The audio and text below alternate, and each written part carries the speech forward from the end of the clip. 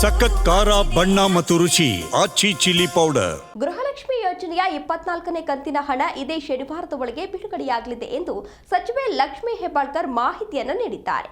ಈ ಮೂಲಕ ಹಣ ಯಾವಾಗ ಬರುತ್ತೆ ಅಂತ ಕಾದು ಕುಳಿತವರಿಗೆ ಗುಡ್ ನ್ಯೂಸ್ ಅಂತ ಕೊಟ್ಟಿದ್ದಾರೆ. ಇದೇ ವಾರ ಗೃಹಲಕ್ಷ್ಮಿ ಯೋಜನೆಯ ಹಣ ಕೈ ಸೇರಲಿದ್ದು ಡೀಟೇಲ್ಸ್ ಇದೆ. ಗೃಹಲಕ್ಷ್ಮಿ ಯೋಜನೆಯ ಹಣ ಬಿಡುಗಡೆ ವಿಚಾರವಾಗಿ ಇತ್ತೀಚೆಗೆ ಅಧಿವೇಶನದಲ್ಲಿ ಚರ್ಚೆಗೆ ಗ್ರಾಸವಾಗಿತ್ತು. ಗೃಹಲಕ್ಷ್ಮಿ ಯೋಜನೆ ಹಣ ಬಿಡುಗಡೆ ಆಗುತ್ತದೆ ಎಂದು ಕಾಯುತ್ತಿರುವ ಮಹಿಳೆಯರಿಗೆ ಇದೀಗ ಮಹಿಳಾ ಮತ್ತು ಮಕ್ಕಳ ಕಲ್ಯಾಣ ಇಲಾಖೆ ಸಚಿವೆ ಲಕ್ಷ್ಮೀ ಹೆಬ್ಬಾಳ್ಕರ್ ಗುಡ್ ನ್ಯೂಸ್ ಅನ್ನು ನೀಡಿದ್ದಾರೆ. ಈ ಶನಿವಾರದ ಒಳಗಡೆ 24ನೇ ಕಂತು ಬಿಡುಗಡೆಯಾಗುತ್ತೆ ಎಂದು ಅವರು ತಿಳಿಸಿದ್ದಾರೆ.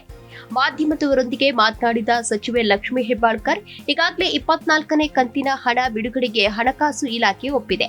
ಇದೇ ವಾರ ಗೃಹಲಕ್ಷ್ಮಿ ಯೋಜನೆಯ ಹಣ ಬಿಡುಗಡೆಯಾಗುತ್ತದೆ ಎಂದು ಮಾಹಿತಿ ನೀಡಿದ್ದಾರೆ.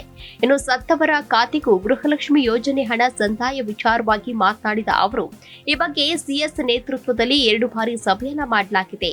ಸತ್ತವರ ಅಕೌಂಟ್ಗೆ ಹಣ ಸಂದಾಯವಾದರೆ ತಕ್ಷಣ ಗೊತ್ತಾಗಲ್ಲ. ಈಗ ಸಾಫ್ಟ್ವೇರ್ ಅಭಿವೃದ್ಧಿ ಅಳವಡಿಕೆ ಮಾಡಿದ್ದೇವೆ. ಮರಣ ಪ್ರಮಾಣ ಪತ್ರಗಳನ್ನ ಅಂಗನವಾಡಿ ಕಾರ್ಯಕರ್ತರು ಪರಿಶೀಲನೆಯನ್ನ ಮಾಡ್ತಾರೆ. ಹೀಗಾಗಿ ಅದನ್ನ ಸದ್ಯಕ್ಕೆ ತಡೆ ಹಿಡಿದಿದ್ದೇವೆ.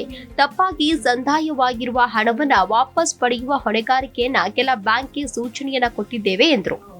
ಗೃಹಲಕ್ಷ್ಮಿಯ ಕಂತು, ನಾವು ಕಂತು ಅಂತ ಹೇಳ್ತೀವಿ. ಇದು ಡೈರೆಕ್ಟ್ ಬೆನಿಫಿಷರಿಗೆ ಅಮೌಂಟ್ ಅನ್ನ ನಾವು ಟ್ರಾನ್ಸ್ಫರ್ ಮಾಡ್ತೀವಿ. DBT ಮುಖಾಂತರ ಮಾಡ್ತೀವಿ. ಇದರಲ್ಲಿ ಯಾವುದೇ ಮಧ್ಯವರ್ತಿ ಹಾವಳಿ ಇಲ್ಲ.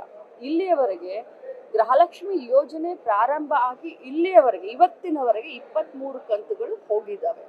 24ನೇ ಕಂತನ್ನು ಕೂಡ ಮೊನ್ನೆ ನಾವು ಶುಕ್ರವಾರ ದಿನ ನಾವು ಬಿಡುಗಡೆ ಮಾಡಿದ್ದೀವಿ. ಬೆನಿಫಿಷಿಯರಿಗೆ ಅಂದ್ರೆ ಗೃಹಲಕ್ಷ್ಮಿಗಳಿಗೆ ಇನ್ನೊಂದು 3-4 ದಿನದಲ್ಲಿ ಕ್ರೆಡಿಟ್ ಆಗುತ್ತೆ.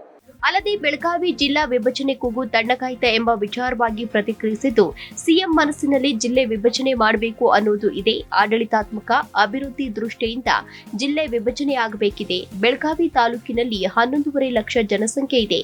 ಇಷ್ಟು ಜನಸಂಖ್ಯೆಗೆ ಒಬ್ಬ ತಹಶೀಲ್ದಾರ್ ಬಹಳ ತೊಂದರೆಯಾಗುತ್ತೆ ಎಂದರು. ಬೆಳಗಾವಿ ಜಿಲ್ಲೆಯಲ್ಲಿ 19 ತಾಲೂಕುಗಳು ಆಗುವ ಸಾಧ್ಯತೆ ಇದೆ. ಜಿಲ್ಲೆ ವಿಭಜನೆ ಘೋಷಣೆ ಮಾಡುವ ಮನಸ್ಸಿನಿಂದಲೇ ಸಿಎಂ ಬಂದಿದ್ರು. ಬಹಳಷ್ಟು ಜನರು ನಿಯೋಗ ಬಂದಿದ್ದರಿಂದ ಚಿಂತನೆ ಮಾಡಿಲ್ಲ ಎಂದಿದ್ದಾರೆ.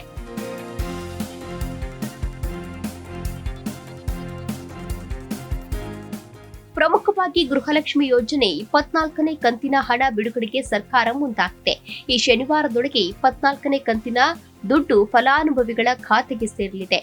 ಇದು ಸಹಜವಾಗಿಯೇ ಫಲಾನುಭವಿಗಳ ಮುಖದಲ್ಲಿ ಮಂದಹಾಸವನ್ನ ಮೂಡಿಸಿದೆ. Desk bureau, Zee Kannada news, Bengaluru.